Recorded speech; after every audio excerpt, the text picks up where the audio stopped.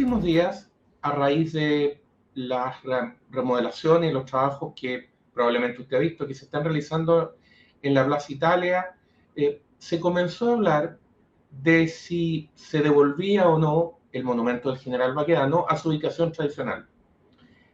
Rápidamente surgieron voces, de autoridades incluso, que plantearon que no era una buena idea atendido el riesgo de violencia o de desmanes que podía significar tratar de reponer el monumento donde históricamente había estado. De hecho, se ha implicado o planteado de manera implícita, podría decir uno, que el nuevo diseño no contempla o no contemplaría el monumento.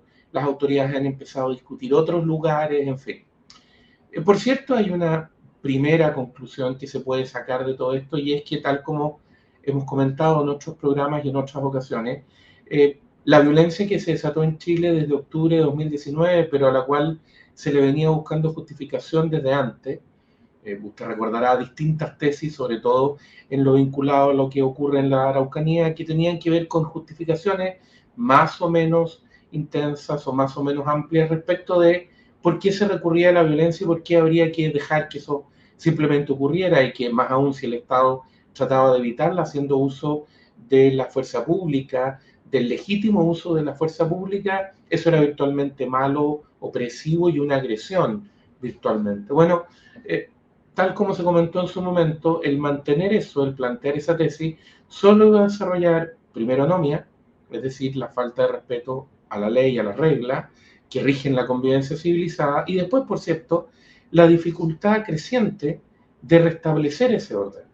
Todos sabemos que mientras más se acostumbra la sociedad, las personas, a saltarse las reglas, más cuesta, más fuerza hay que hacer, podría decirse, para recuperar ese orden, para recuperar ese respeto a las reglas que se ha perdido. Bueno, desde octubre del 2019 hacia acá, eso se ha visto con toda claridad, no solo en lo que ocurre con el monumento del general Baquedano, sino que en muchas otras cosas, donde el desorden, la violencia, el no respetar reglas, el poder hacer lo que uno quiere simplemente porque lo quiere o porque la causa que defiende parece ser muy importante. Piénsese en la normalización de la funa en distintos ámbitos. Ya a esta altura pareciera que es lo más normal e incluso una herramienta lícita y positiva el recurrir a la funa a sola decisión, y no solo a sola decisión, sino que como fuera una herramienta, insisto, lícita y que debiéramos validar. Bueno, en todo eso, este escenario, el de la situación del monumento del general Baquedano, no es sino una muestra más, pero una muestra de las más graves quizá. No solo por la tradición, la importancia que ese monumento tiene, sino que además por lo que han dicho algunas autoridades, en el sentido de que tienen miedo, han usado esa expresión, de lo que podría pasar si se intenta recuperar la ubicación tradicional del monumento. Es decir, la autoridad nos dice que tienen miedo respecto de los violentistas, miedo respecto de quienes ejercen violencia. Por lo tanto, la autoridad, quien tiene que hacer cumplir la ley, cumplir y hacer cumplir, como dice el juramento o la promesa solemne que se rinde cuando se asumen ciertos cargos, de hacer cumplir la ley y usar para eso, si es necesario, la fuerza legítima dentro del marco que establece la ley, dice que en vez de hacer eso, tiene miedo y por lo tanto prefiere rendirse a la violencia. Son muchos, lamentablemente, los chilenos que en su vida diaria han venido oyendo comentarios parecidos desde hace mucho tiempo. Y entonces, lo que usted verá en ciertos casos en la televisión, asociado a los llamados funerales narcos, no es sino una demostración de lo mismo. Barrios enteros entregados a la delincuencia, a regímenes alternativos, a poderes alternativos a los legítimamente constituidos. ¿Por qué? Porque gradualmente se ha deslegitimado la intervención de la autoridad, se ha planteado que es mejor no hacer nada, se ha generado miedo y por lo tanto la autoridad se ha retirado.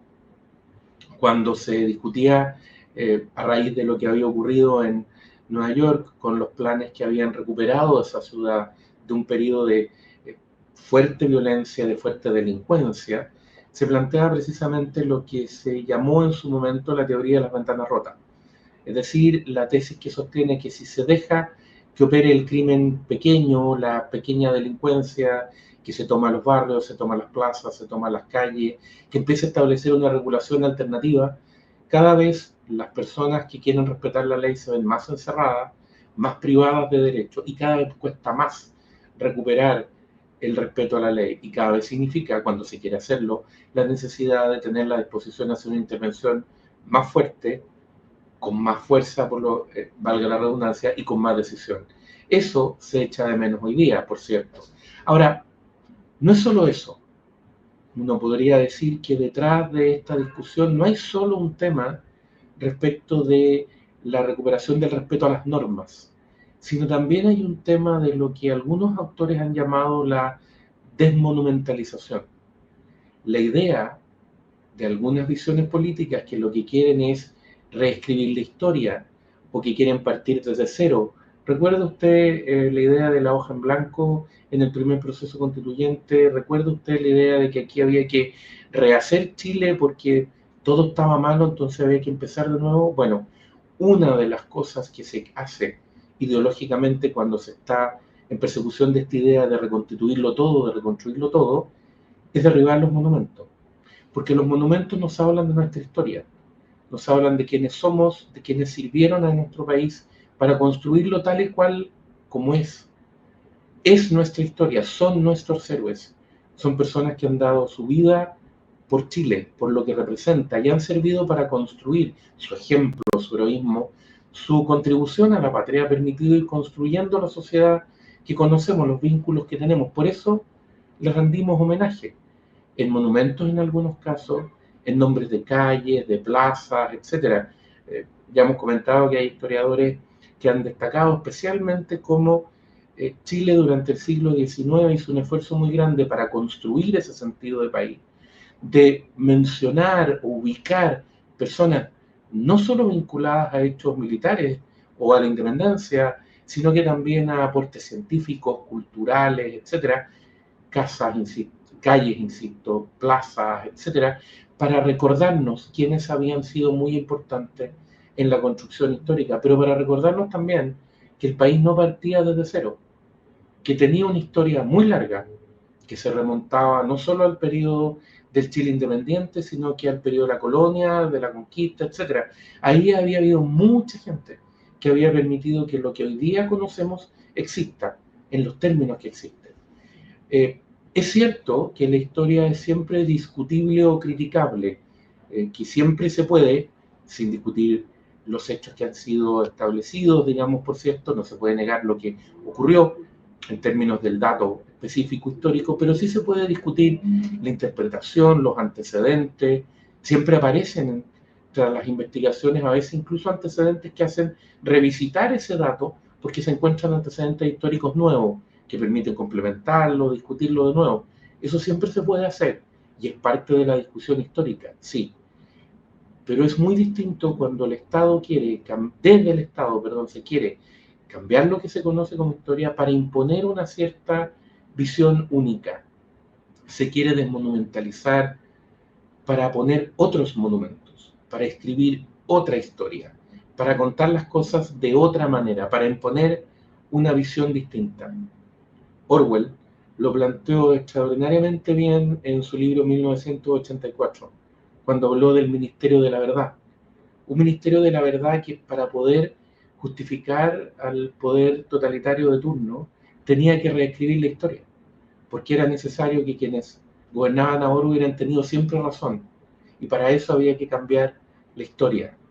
Como usted y yo sabemos, el pasado no se puede cambiar, porque está ahí, se puede discutir sobre él, se puede aprender de él, pero pretender cambiarlo, pretender que sea de una manera distinta a como fue, refleja no solo un esfuerzo muy peligroso en términos de lo que se quiere hacer y del control de la conciencia y del control de la libertad de las personas, sino que una pretensión totalitaria en el fondo. Porque si tratamos de reescribir la historia, en el fondo lo que estamos tratando es de convencer a las personas de que las cosas son de una manera distinta. En el fondo, cancelar de dónde venimos, cancelar cuál es nuestro pasado, quiénes permitieron que existiéramos como existimos hoy día. es mucho más que simplemente decir que hay un periodo determinado que no importa, o que el periodo de los últimos 30 años, como ya se dijo en octubre del 2019, en realidad no valía nada. No. Un proceso de desmonumentalización es la consecuencia más fuerte de la idea de la hoja en blanco. Creer que quien tiene el poder puede, sencillamente por eso, escribir desde cero, porque se cree que quien tiene el poder controla la verdad. El Líbero, la realidad como no la habías visto. Haz que estos contenidos lleguen más lejos haciéndote miembro de la Red Líbero.